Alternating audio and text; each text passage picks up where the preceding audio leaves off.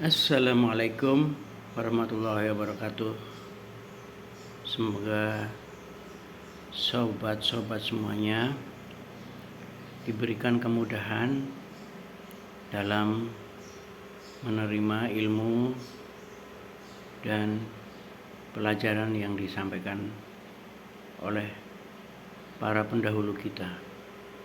Amin. Dari Ustadz Khalid Basalamah, dari sebuah videonya ketika beliau ceramah di Masjid Besar Pontianak, itu ada sebuah kisah dari beliau tentang sahabat Rasul yang namanya Abdullah Hadrami, Abdullah Al-Hadrami, sahabat Nabi. Ceritanya, Al-Hadrami ini dalam sebuah misi untuk berjihad bersama pasukannya. Dia sampai di sebuah hutan, mau melewati hutan itu, dan gosipnya, kabar yang dia terima, terutama para pasukannya juga sudah mendengar, hutan itu sangat seram, sangat berbahaya, gelap, pohonnya besar-besar, dan banyak hewan buas menghuni hutan itu. Sehingga ketika sampai di depan hutan itu, Abdullah Al-Hadrami memerintahkan salah satu orang anak buahnya untuk survei mengelilingi hutan tersebut. Lalu hasilnya seperti apa? Setelah anak buahnya itu memasuki hutan dan melakukan survei, laporannya adalah banyak hewan buas, tuanku. Itu hutan di Arab Saudi. Sepertinya kita tidak bisa melewati hutan itu karena hewan buasnya begitu banyak dan sangat ganas-ganas. Menerima laporan itu, Abdullah Al-Hadrami akhirnya berseru, "Oke, pasukanku sekalian, ikuti aba-aba saya sambil nanti kita masuk dan melewati hutan itu. Insya Allah kita selamat." Pertama, ucapkan takbir 3 kali. Allahu Akbar, Allahu Akbar, Allahu Akbar, dan semuanya mengikuti. Kemudian kata-kata seperti ini diucapkan. Wahai semua makhluk penghuni hutan ini, siapapun kalian semua, kalian tahu siapa kami. Kami sedang menjalankan misi dari Rasulullah untuk membela dan meninggikan agama Allah. Maka mudahkanlah jalan kami. Allahu Akbar. Sambil berucap seperti itu, pasukan pun berjalan masuk menembus hutan tersebut. Apa yang terjadi?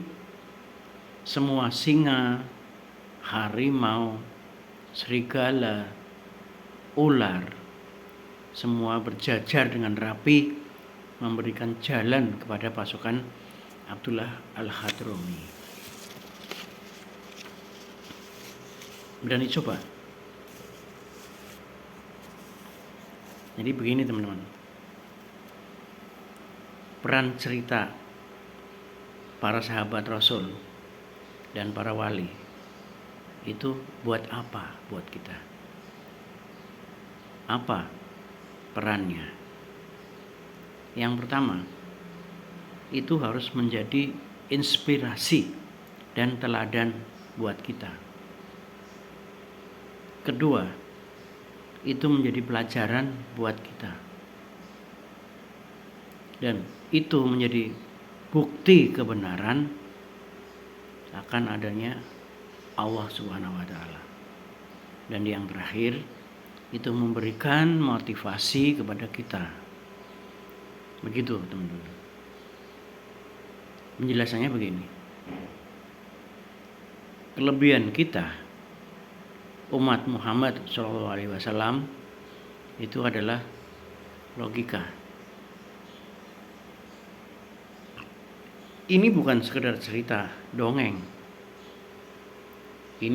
Cerita ini ada karena adanya hadis, cerita dari Rasul, itu semua terabadikan dengan benar oleh para sahabat. Jadi kita yakin bahwa cerita itu ada dan kita melaksanakan hal yang sama. Tapi kan tidak ada peristiwa yang sama, Pak. Dulu sama sekarang, iya. Kalau dulu harimau, ular, serigala, sekarang kan nggak ada, Pak. Prinsipnya sama, teman-teman. Prinsipnya sama. Bahwa itu ada ketakutan, itu ada kekhawatiran, dan itu ada ancaman gangguan. Kondisi hari ini sama. Kalau Anda mau melakukan kebenaran, itu pasti ada kekhawatiran. Pertama, dari diri sendiri. Ini bisa enggak ya? Orang-orang mau enggak ya? Ini saya berhasil enggak ya? Kekhawatiran. Nah, kemudian ada ancaman. Akan ada ancaman buat kita karena kita melakukan hal baru yang benar, tetapi menentang tradisi, menentang budaya yang ada. Budaya dalam arti kebiasaan yang sudah dilakukan oleh para pejabat yang ada, para senior yang ada. Itu ada ketakutan. Begitu. Jadi kenapa kita tidak memberanikan diri untuk tetap maju. Kemudian kita menaklukkan sesuatu yang menakutkan, sesuatu yang ditakuti, sesuatu yang seram, sesuatu yang galak, sesuatu yang sangar, yang sulit, yang susah, dan yang menyerang kita. Ya, ucapkan aja atau tetapkan di hati Anda. Wahai Mr. X, wahai Mr. Y, wahai Mr. Z, saya ini hamba Allah gitu. Saya udah sholat, saya udah banyak menolong orang. Kita meminta kepada Allah dengan mengingat amal baik yang pernah kita lakukan. Ya Allah, ya Allah, aku telah beribadah kepadamu dan sekarang giliran saya minta pertolongan dari Engkau. Why not? Iya karena na'budu wa iya karena nasta'in. Ya kan? Kita sudah beribadah, kita sudah mengabdi kepada Allah, kita sudah sholat, kita sudah puasa, kita sudah sedekah, kita sudah menolong orang banyak gitu kan. Apa salahnya kita minta tolong kepada Allah supaya Mr. X, Mr. Y, Mr. Z ini ditaklukkan, ditundukkan untuk saya. Karena saya yakin yang akan saya lakukan adalah hal benar. Begitu. Jadi berani aja. Jadi kembali ke peran cerita-cerita Nabi, cerita wali, cerita sahabat itu kita masukkan dalam logika kita. Berarti minta singa, macan, dan ular, serigala itu memberi jalan. Bisa ya Pak? Ya bisa lah. Wong Allahu Akbar kok. Dia lambarannya kan Allahu Akbar. Akbarnya itu seberapa? Itu kalau bumi ini diibaratkan cincin, itu langit pertama ya, itu adalah bumi ini seperti cincin yang dilempar di padang pasir. Anda bisa bayangin, bumi itu hanya satu planet dari langit pertama. Kalau orang ilmiah bilang ini Bima Sakti. Jadi langit yang pertama. Ada Neptunus, ada Uranus, ada Venus itu, dan ada matahari. Itu baru di langit pertama. Itu aja gedenya bumi. Itu seperti cincin di padang pasir. Ini saya jelaskan Allahu Akbar ya. Nah, jadi berapa besarnya kita dibandingkan dengan langit pertama, Pak? Sedangkan bumi aja seperti cincin di padang pasir. Nah, langit pertama dibanding langit kedua itu seperti cincin di padang pasir. Nah, langit kedua plus bumi ya. Nah, kemudian langit pertama ditambah bumi ditambah langit kedua itu ibarat cincin di padang pasir dibanding langit ketiga dan seterusnya sampai langit ketujuh.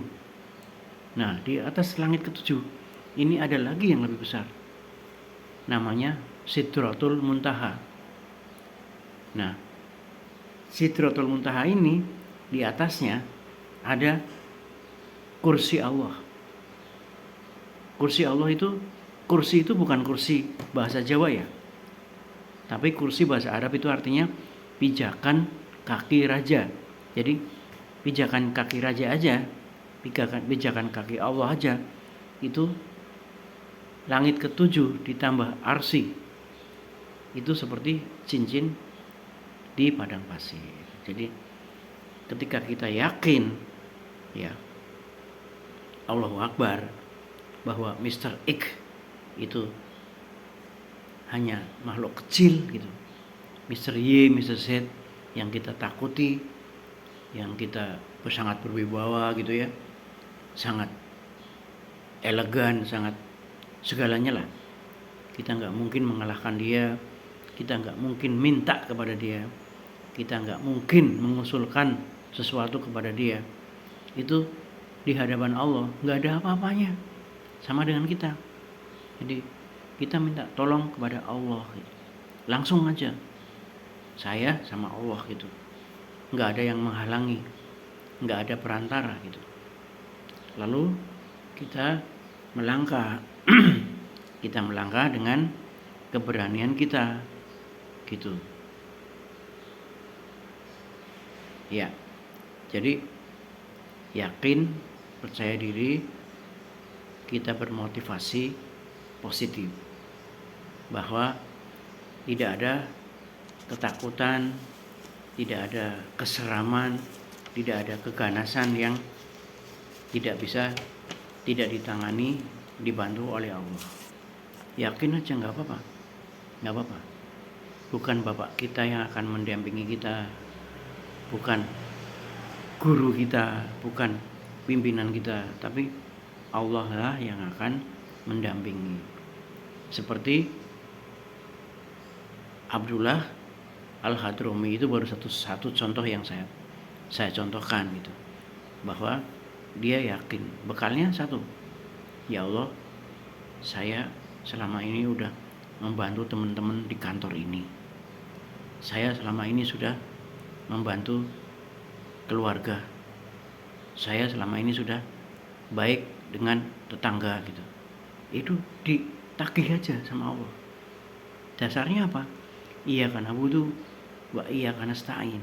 Jadi Itu kan di situ nggak ada iya karena stain wa iya karena budu kan. Jadi iya karena budu dulu. Kita sudah, tapi syaratnya kita udah istimewa loh. Iya karena budunya udah istimewa gitu. Jadi ketika bilang sami Allahu liman hamidah, itu kita tahu artinya Allah maha mendengar kepada orang yang memujinya, ya kan? Dan mendengarnya ini lebih mendengar daripada telinga kita. Beda Pak, cara Allah mendengar itu jauh di atas kemampuan kita. Kita mungkin baru batin aja Allah sudah mendengar. Wa mil'us samawati wa mimmasita min sa'in ba'du. Jadi kita sholatnya itu sudah. Jadi ini kita kalau cinta sama orang itu kita kan mengungkapkan, ya kan, semaksimal mungkin, ya kan. Kamu cantik, tidak ada bandingannya. Tiada yang lain selain kamu, gitu kan. Kan sampean kalau sama pacarnya, sama istrinya kan seperti itu. Yang memujanya itu maksimal gitu. Jadi sami Allahu liman hamidah, maha mendengar Allah kepada orang yang memujinya, dan segala macam ciptaan yang telah engkau ciptakan itu maha mendengarmu, itu lebih dari semua itu. Jadi kita memujinya maksimal dengan hati, dengan niat yang tulus, sehingga Allah, oh ini anak ini hebat nih, dia pandai memuji saya, ya kan? Sami Allahu liman hamidah. Jadi siapa yang didengar adalah yang memuji gitu. Ya Allah, engkau maha kaya, ya kan? Sedangkan aku miskin, tolonglah aku, jadikan aku kaya. Ya Allah, engkau maha pandai, semua ilmu ada pada dirimu, sementara ilmu saya nggak seberapa. Kalau ibarat air laut itu semua digunakan untuk tinta, dan pohon-pohon itu dijadikan pensilnya, itu ilmumu lebih dari itu. Sementara ilmu saya nggak seberapa, maka jenengan baru minta ilmu, maka jenengan akan diberi ilmu, diberi ilham, diberi pemahaman gitu. Mudah-mudahan bermanfaat. Assalamualaikum warahmatullahi wabarakatuh.